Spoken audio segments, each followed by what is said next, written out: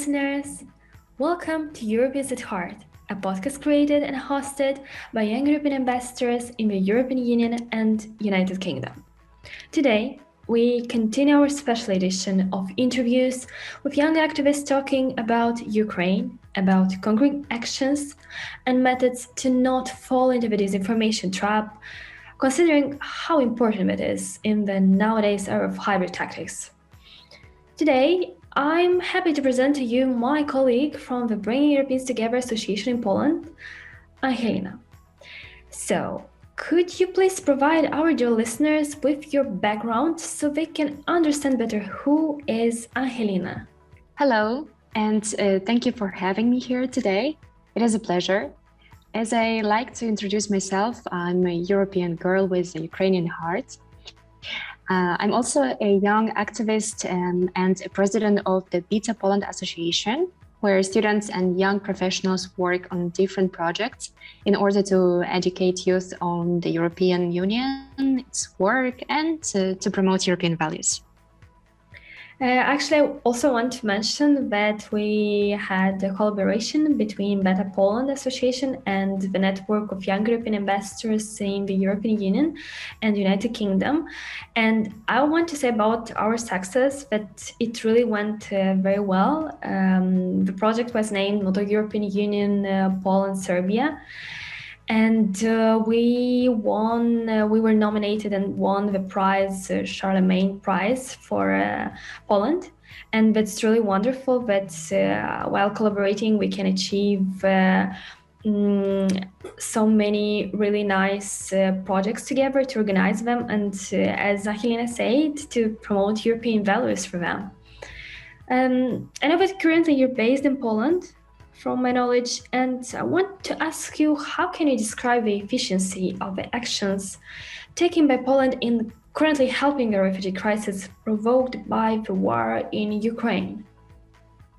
Yes, for the past 9 years, I've been living, studying and working in Warsaw in Poland.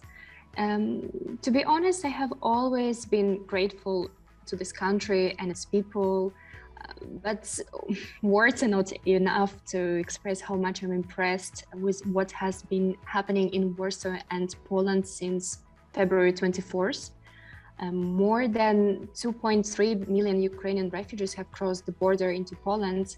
And in the capital city, Warsaw, there are around 300,000 Ukrainian refugees currently. Speaking about efficiency, I mean, the level of humanity and solidarity of Poles is simply incredible. Volunteers, members of NGOs, representatives of local governments, all people have helped as much as they can. And, as the mayor of Warsaw said once, in recent weeks, Poland has transformed itself into one big NGO. I know that besides your activists, in many civic initiatives, you're currently actively involved in helping your free time the refugees seeking shelter in Warsaw. Tell me more about this. Okay, sure. Now I'm involved in the project of the Jolanta Kwaśniewska Foundation, Communication Without Barriers. The aim of the project is to support the relocation of refugees from places of their temporary stay, let's say stadiums, sports halls, stations, schools, to people and families all over Poland and Europe, offering safe shelter in their own homes and apartments. The foundation operates in several reception points in Warsaw, where Ukrainian refugees are temporarily staying. And each of the points has a coordinator and a group of Ukrainian-speaking volunteers. So we make sure that we can assist everyone in need. It's quite surprising.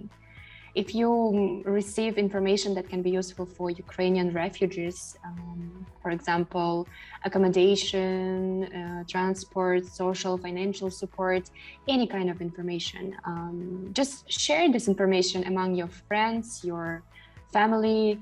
And of course, since new refugees are arriving, there is always a need for volunteers at the reception points, humanitarian points. special centers and shelters. How are the refugees? How are they dealing with all that they have been through? I mean, especially kids and people with disabilities or health problems. Is the government providing them with a psychological help somehow, or just like maybe the civil society itself is just like taking such measures and just providing them with their personal time in helping in their struggles with the psychological problems after everything that is happening right now? These people may not be as strong physically as they are strong mentally. You know, they are exhausted from the road, from overcoming not only the long, but also the dangerous journey from their home in Ukraine to something absolutely unknown in Poland or elsewhere. The majority of refugees, however, look forward to returning to Ukraine, to their homes, to their homelands. It is quite sad for children and animals who just don't understand why they had to leave their homes so abruptly.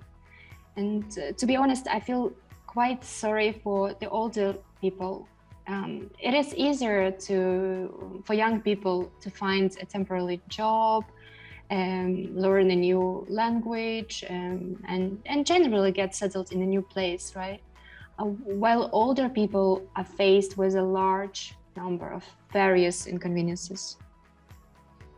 I'm so sorry about everything that I hear. I don't know, like since the beginning, I'm living every day with checking all the time the news, and it's such a disaster understanding that 21st century, we still have something like this. And when we had something like this, it's not the first time when something like this is happening. And it's just, the history repeats itself. It's so not really understandable why we're still arriving to stuff like this. And I truly think like a very good measure to try to help to combat such situations is to really well inform ourselves and to help all the time. It's really welcome to help with everything that you can. Currently, I can say about a method. I'm currently helping a family, giving a temporary accommodation, and really I heard a lot of such stories from them as what you're telling me, because they were in Kiev and all of these bombs were happening and they are so scared, and they came with a little kid. He's all the time crying because his ears are hurting because of all this big sounds of bombings. And they are trying to keep positive, you know, that as a brave nation that they will rebuild all and will rise even stronger. That's so beautiful to hear. They're trusting their forces, their people, and their Ukrainian country. That's really something that we all can learn from. And to come back to the methods to combat everything this in advance and when it's happening right now, I wanted to ask you to share with us some of the methods you put into practice to not be misinformed while checking your feed, the news outlets and the TV or even radio. How can you understand that a piece of information is trustworthy? Because today, literally everyone is under an attack of fake news, and it's very important to know how to not fall into this. As a matter of personal advice, I would say try to diversify your sources for gathering information. For example, do not only read posts on social media platforms, but also read articles from trusted news websites or government websites, listen to reliable radio stations, watch independent media channels. Just try to check who wrote the article or post that you're reading, for example. Make sure it originates from verified media sources. Also, if you speak several languages, search for the news you want to verify, for example, and try to compare it.